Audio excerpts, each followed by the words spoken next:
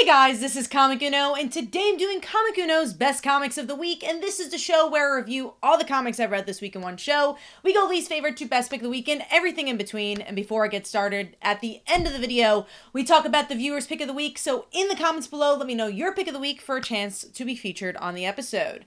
This week I actually had a normal amount of books with 12 books. I feel like that's kind of the magic number for me. I think 12 is a good amount, 9 is too little. 20 is definitely too much like last week. But let's get into it. Number 12 for me is Shazam issue 18. I'm sad to see this book so low because this was one of my favorite books a couple of issues ago. I hope it's just a weird story arc. I'm not as interested in the villainous mythos of Shazam, so I think that's also a reason why for me I'm like, okay, this might just not be my story.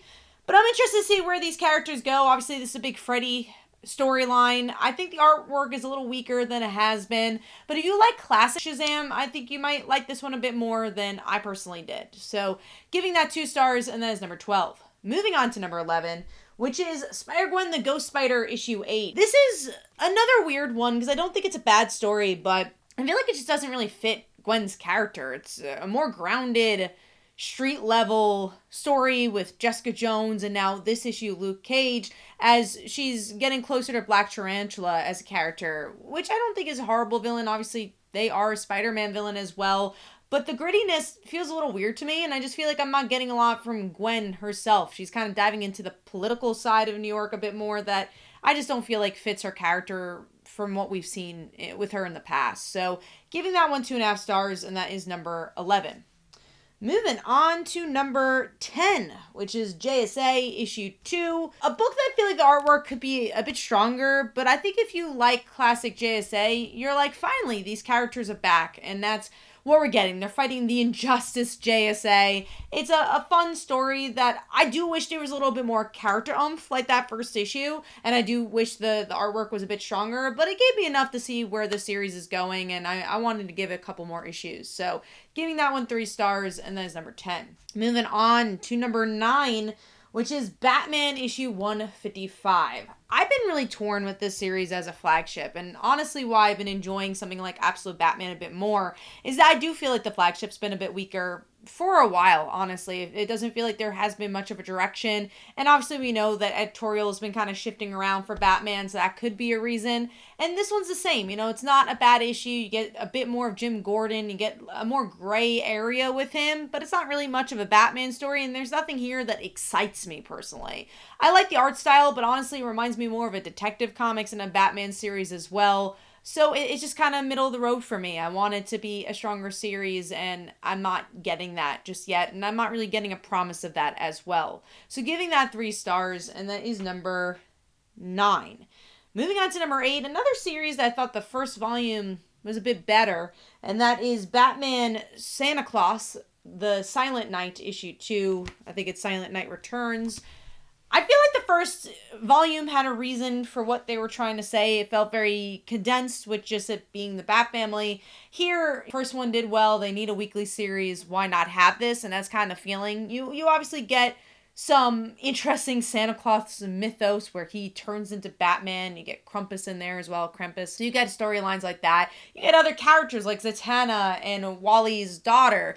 And I like all of that. And honestly, why this is a bit higher, the artwork is really good for a weekly series. It's so strong. Obviously the art has to be done very quickly with these weeklies, or they put it in the can for a while. So I'm glad that it's up to par. So I enjoyed that. But the story itself is just not as strong as that first volume for me. We'll see where it goes. I'm going to finish it out as the weekly series goes on, but I don't know if a second volume was totally necessary. So giving that 3 stars, and that is number 8. Moving on to number 7, which is Two-Face, issue 1.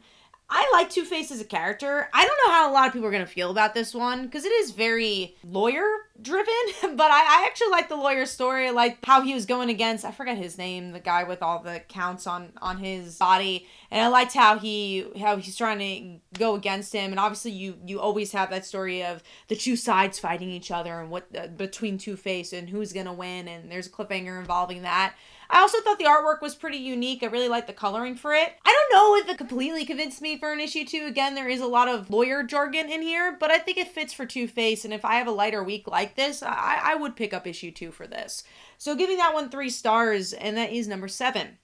Moving on to number 6, speaking of holiday books, and that is Holiday Tales to Astonish issue 1. This is honestly kind of a perfect Christmas/holiday book. You get a lot of the different holidays like Hanukkah with Kitty Pryde. You get New Year's with the Spider People, Spider-Man, and then you also get the Fantastic Four with the more traditional Christmas story. And I liked all 3 of them. Does it blow your mind? Do you need to read this? No. But if you're looking for fun stories, I think that it kind of nails that. And it gets it from different sides. Again, the Fantastic Four being more of the family adventures. And then that middle story is actually more tied to the 1980s Kitty Pryde, where it's her early days and talking about that. And there's some interesting allusions to where she'd go. Being a ninja with Wolverine, I thought was fun. And the art style fit a lot like the classic art for X-Men. And then the last story, just Spider-Man being friends, and that was fun too. It seems like it was attached more to Spectacular Spider-Man, which I'm not reading, but I wasn't lost either. And all the art was really solid for this book too. Nothing really felt rushed. I thought it was a very solid Christmas/holiday story. So giving that 3.5 stars, and that is number 6.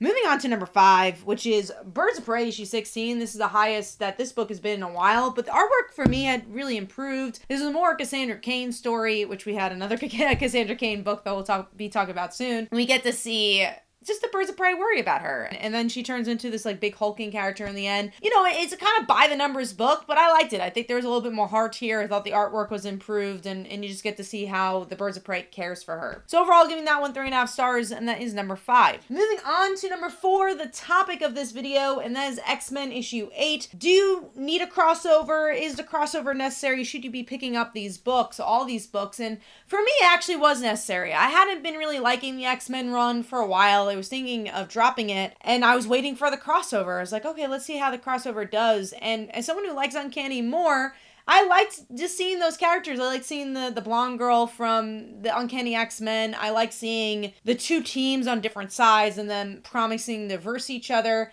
I still think the coloring's a little weird for this book. I don't know if it really fits. It makes it very dark. I don't think it makes Ryan Stegman's art shine as much as it could, but I liked it. I think there is good character interactions we haven't seen because, again, these characters are on different teams. It makes you excited. It makes it feel like an event. So most of the time I would always say, yeah, no, the crossover is too soon, but I actually think this would lead to people maybe getting Uncanny or getting X-Men, making things feel connected, because honestly the X-Men hasn't felt too connected in this new era, which I actually think has worked, but I think this is a cool little small way to feel connected but not feel like, oh my god, I'm overwhelmed with 10 billion titles for X-Men. And if I had to choose which one I would pick out of who's the flagship, I still say it's Uncanny, but we'll see how it continues. So I gave it 3.5 stars. I liked it. It gives me at least another couple issues with X-Men to see where it's going to go. Moving on to number 3, which is Batgirl issue 2. This was good. I do think there's some repetitiveness from that first issue, but I like Cassandra. I just like hearing her voice. I like seeing her relationship with her mom. I like seeing these new supporting characters with her, or at least new to me, to see how she has other family outside the Bat family and obviously outside of her mom. Oh, while, you have the villains from Shiva's past that's fighting them.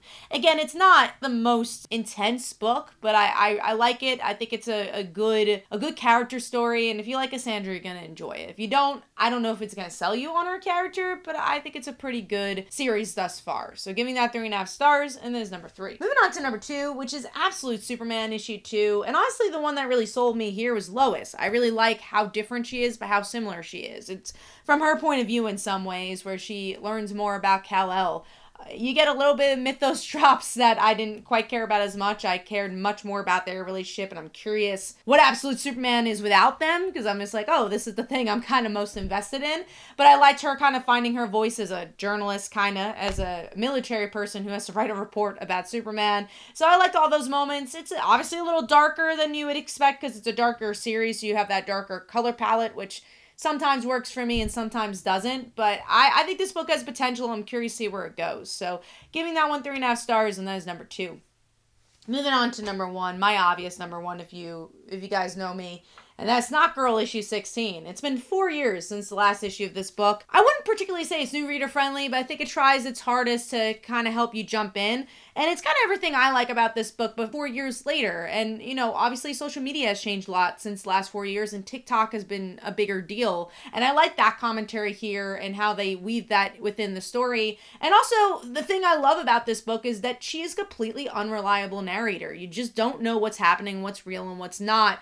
The mystery kind of takes a sidestep, the murder mystery. It's more about her relationship with Caroline, who's a bad person, but also kind of a good person here, but then a bad person again, or at least pushes the boundaries of Snotty here, Snotty Lottie. Her mom gets involved and she is outed, kinda, and now she has to have probably an awkward dinner or lunch with her mom and her girlfriend. You just could tell there's just no nice people in this girl's life, and that is why she's in the place she is, and she lives in a shallow world, all while there's deeper things going on, like murders and maybe bad friendships and but then there's like these like really small great comedic moments in this issue where, you know, haters brunch was a big part of the book, and now it's like mom brunch, and you're like, oh wow, moms have lives outside of their kids. So there's a lot of like intricacies that I've been enjoying about this issue and returning to this world, and I could probably do a dissertation about why this is an amazing book, but I'm just glad it's back.